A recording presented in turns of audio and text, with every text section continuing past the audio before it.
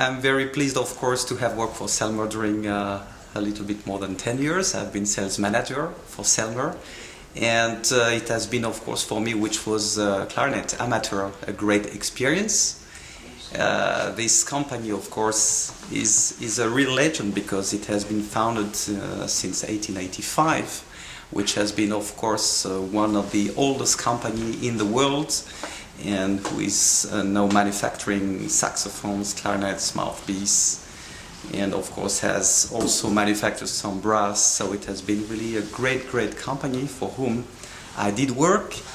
And as you know, Selmer Paris has been really a company also dedicated to the French market, but also to the export market. So I visited during 10 years with Patrick Selmer, the president, more than 25-30 countries, where I could meet some interesting musicians from classical side or jazz side. So I remember to have visited all the backstage of some jazz festivals in Europe and in the world. Of course, I visited them in China and in Russia, where I am now and where I have the pleasure, of course, to be. And so it has been a real great experience.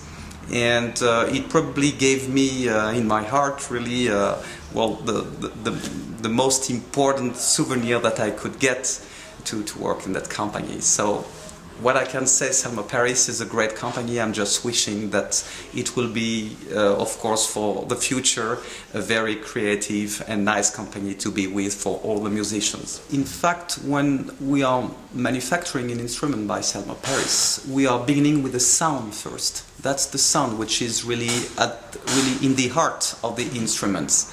That's the most important thing. So when Selmer Paris is developing a new instrument, of course, he's collaborating with some very well-known instruments, very well-known musicians. Sorry, and really these musicians, they really put strong creativity in this conception of sound.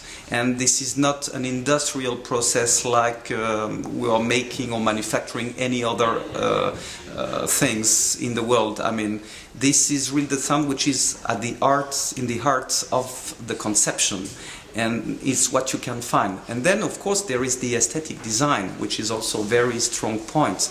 If you see in the saxophone all the limited edition with, you know, the specific handmade engraving or the specific finish with the lacquering and things, this is a really traditional process which does integrate this aesthetism concept, and that's why Selmer Paris is really a strong manufacturer in creativity and in identity. My personal idea is that a musician has not specifically an economical thought or industrial thought.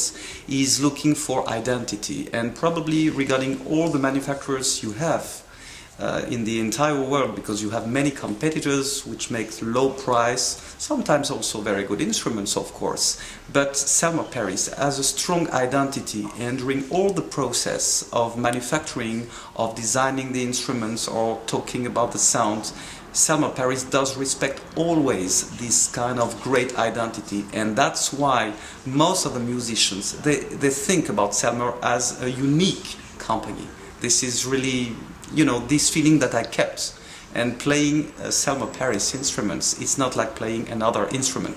You are thinking about a strong history of the company, but which is still an identity company and a family company. So that's the most important point that I can say today.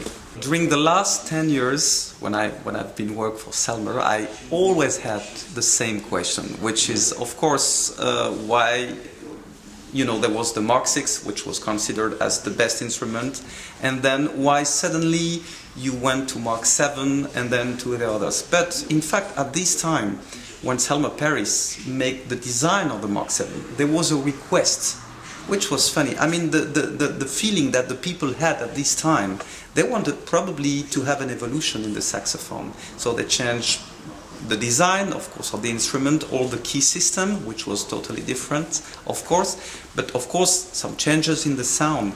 But, you know, the perception of the Mark VII, you know, after the Mark VI and during this period was not, you know, the nostalgia that we have now. And we have to know also that, you know, the Mark VI has been probably the instrument which has been designed for more than 20 years, which was the model which has been corresponded to the most important period in modern jazz. Okay, you had the most important new jazz people, and they were playing Mark VI. So probably this instrument is also linked to that really gold period, which made really this nostalgia. And then, of course, after, you know, I think the Mark VI has been designed from 1954 to 1973, then the Mark VII came. And I remember just what Patrick Selmer could say at this time. He arrived in the company, and there was great expectation probably to make an evolution of the Mark VI.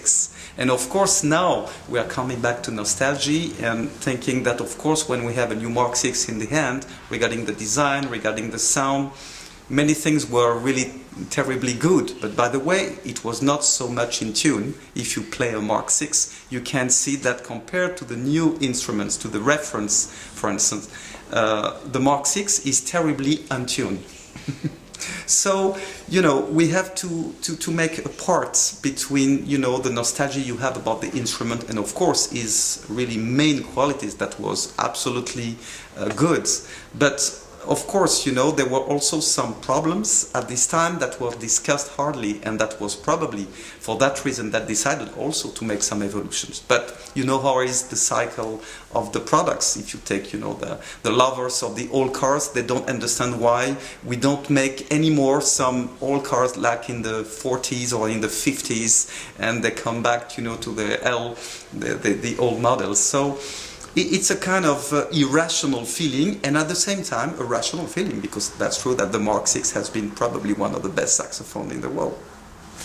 So I will tell you, really, after 2 years of different job, just to come back here means for me that really it should have been a real nice and wonderful shop with a wide range of saxophone, which decided me to come back here.